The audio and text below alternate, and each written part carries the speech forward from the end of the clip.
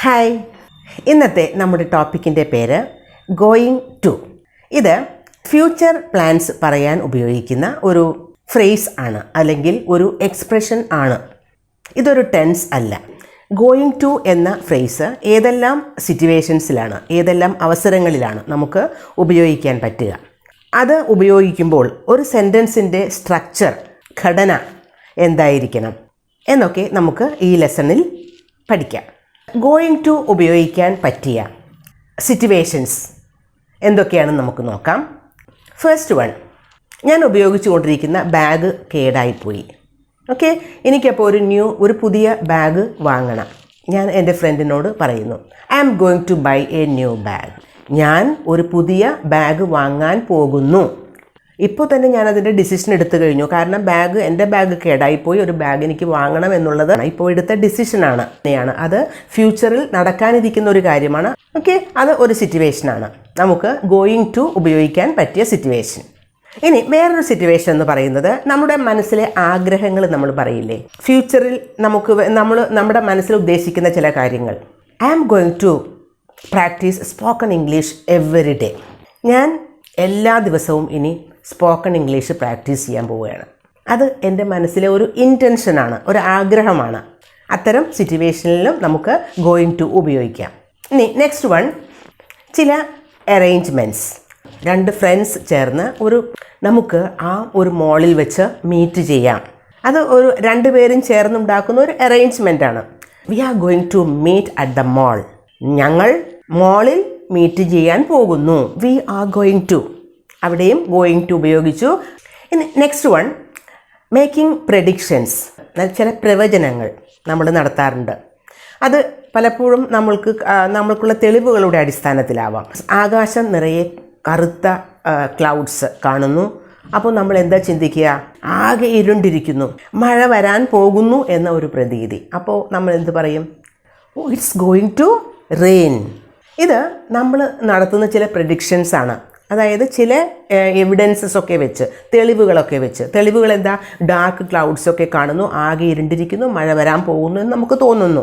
Okay, അപ്പോൾ അങ്ങനെയുള്ള സിറ്റുവേഷൻസിലും നമുക്ക് ഗോയിങ് ടു ഉപയോഗിക്കാം. ഇനി നമുക്ക് ഗോയിങ് ടു എന്നത് ഒരു സെൻറ്റൻസിൽ ഉപയോഗിക്കുമ്പോൾ എന്തായിരിക്കണം അതിൻ്റെ structure. I am going to buy a new bag എന്നാണ് ആദ്യം ഞാൻ പറഞ്ഞ സെൻറ്റൻസ്. ശ്രദ്ധിക്കുക, ഫസ്റ്റ് ഐ എന്നത് സബ്ജക്റ്റാണ്. അത് കഴിഞ്ഞ് ഉപയോഗിച്ചത് ആം എന്നുപയോഗിച്ചത് ഐ സബ്ജക്റ്റ് ആയതുകൊണ്ടാണ് ആം ഉപയോഗിച്ചത്.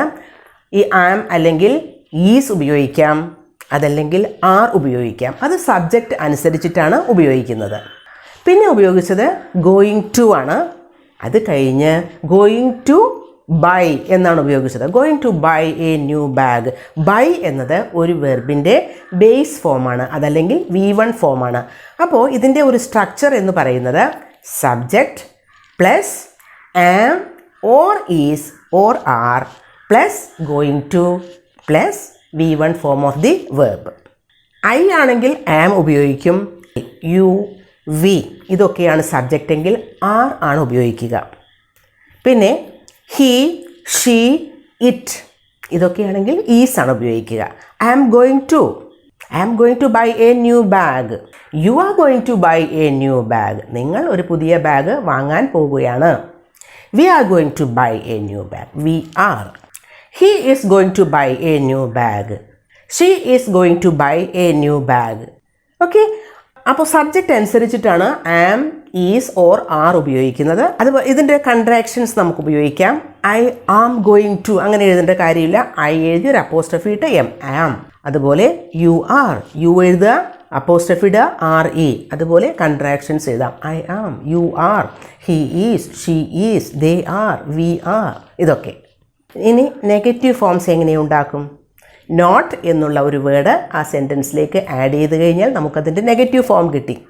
I am going to buy a new bag എന്ന് പറഞ്ഞാൽ ഞാനൊരു ന്യൂ ബാഗ് വാങ്ങാൻ പോകുന്നു എന്നാണ്. ഞാനൊരു ന്യൂ ബാഗ് വാങ്ങാൻ പോകുന്നില്ല എന്നാക്കണമെങ്കിൽ I am not going to buy a new bag എന്നാക്കുക. അതുപോലെ തന്നെ you are not going to buy a new bag. നിങ്ങളൊരു പുതിയ ബാഗ് വാങ്ങാൻ പോകുന്നില്ല. I am not going to buy. You are not going to buy. We are not going to buy. He is not going to buy, she is not going to buy. അപ്പോൾ not എന്നുള്ള ഒരു negative word add ചെയ്ത് കഴിഞ്ഞാൽ നമുക്ക് negative ഫോംസും കിട്ടും. ഇനി question രൂപത്തിലാണെങ്കിലോ ഈ going to എന്നുള്ള ഒരു ഫ്രേസ് എങ്ങനെ ഒരു ക്വസ്റ്റ്യൻ ഫോമിൽ ഉപയോഗിക്കും? Am I going to buy a new bag? ഞാനൊരു പുതിയ ബാഗ് വാങ്ങാൻ പോവുകയാണോ? അത് നമ്മളോട് തന്നെ ചോദിക്കൂ എന്ന് ചോദിച്ചാൽ അതല്ല, സെൻറ്റൻസിൻ്റെ കൺസ്ട്രക്ഷൻ ശ്രദ്ധിക്കുക. ചിലപ്പോൾ അങ്ങനെ ചോദിക്കേണ്ട അവസരങ്ങൾ നമുക്ക് വരാറുണ്ട്. ഞാനൊരു പുതിയ ബാഗ് വാങ്ങാൻ പോവുകയാണോ എന്ന്. Are you going to buy a new bag? നിങ്ങൾ ഒരു പുതിയ ബാഗ് വാങ്ങാൻ പോവുകയാണോ? Is he going to buy a new bag? അവൻ ഒരു പുതിയ ബാഗ് വാങ്ങാൻ പോവുകയാണോ? ഇനി ഒരു ക്വസ്റ്റ്യൻ വേർഡ് വെച്ചുകൊണ്ട് ക്വസ്റ്റ്യൻ ആവാലോ. അപ്പോൾ എങ്ങനെയാണ്? When are you going to buy a new bag? എപ്പോഴാണ് നിങ്ങളൊരു ബാഗ് വാങ്ങാൻ പോകുന്നത്?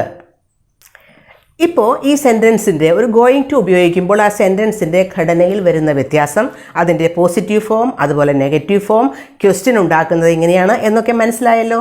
പിന്നെ ആ സെയിം സെൻറ്റൻസ് തന്നെ ഉപയോഗിച്ചത് ആ സെൻറ്റൻസിൻ്റെ കൺസ്ട്രക്ഷൻ ശരിക്കും മനസ്സിലാകുന്നതിന് വേണ്ടിയാണ്.